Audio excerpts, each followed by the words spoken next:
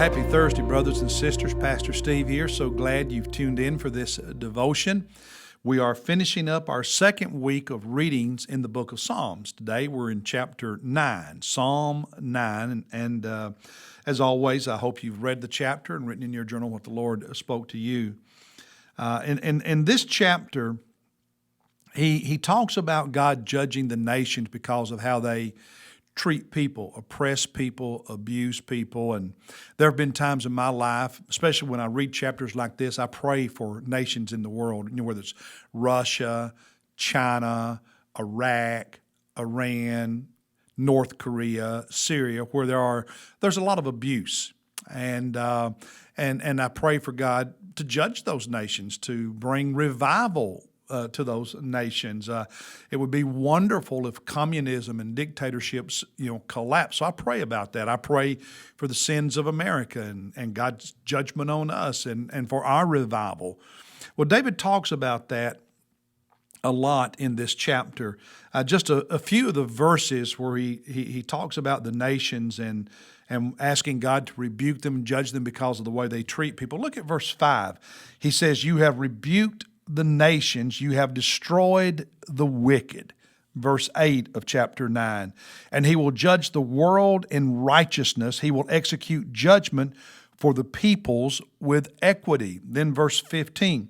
"The nations have sunk down in the pit which they have made, in the net which they hid. Their own foot has been caught." Look at verse 17. "The wicked will return to Sheol, even all the nations who forget God." Verses 19 and 20. "Arise, O Lord, do not let man prevail. Let the nations be judged before you." Verse 20. "Put them in fear, O Lord. Let the nations know that they are but men." And so on and on in this chapter, he talks about God judging the nations, and it's tied directly to the way they treat people. Their abuse of people, their oppression, how many of these nations, and we think about some of the things that happen in places like China and Russia and North Korea and Iraq or Iran and other places that systematically and intentionally abuse people, oppress people.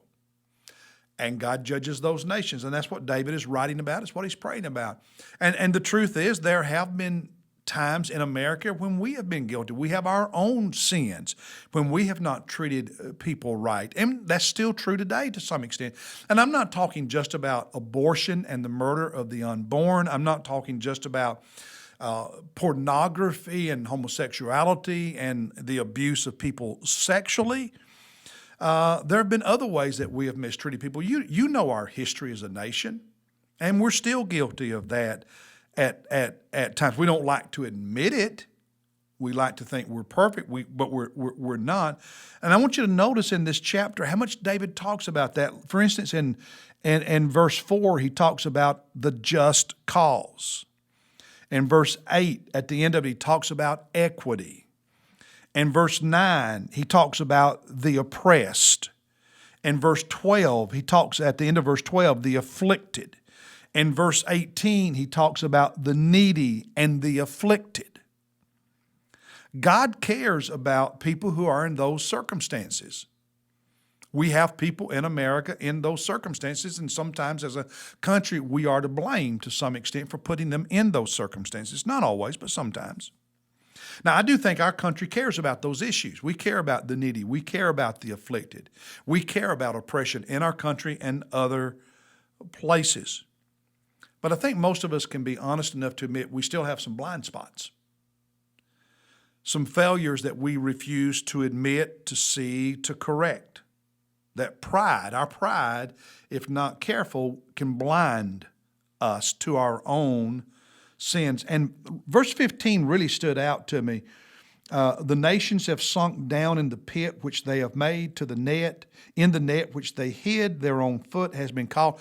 In other words, caught in their own trap, fell in their own pit. It's the old saying, give a man enough rope and he'll hang himself. It's the idea that the nations of the world, sometimes God's judgment is that he allows them to be the victim of their own evil. Some of the problems we have in our own country, we created. Some of the unrest and division that torments our country today, not all of it, but some of it, is our own sins coming home to roost, so to speak. And the truth is, until we genuinely repent of some of those things, and in some cases make them right, and help those we hurt, there will be no healing. So I'm going to continue praying for China and Russia for communism to collapse. I'm going to continue praying for Iraq and Iran and some of those extremist Muslim countries to collapse so that there would be freedom. But I'm also going to continue praying for America to be even more just and to make right the things we need to make right, because that's the right thing to do. Hey, God bless you. I'll see you tomorrow.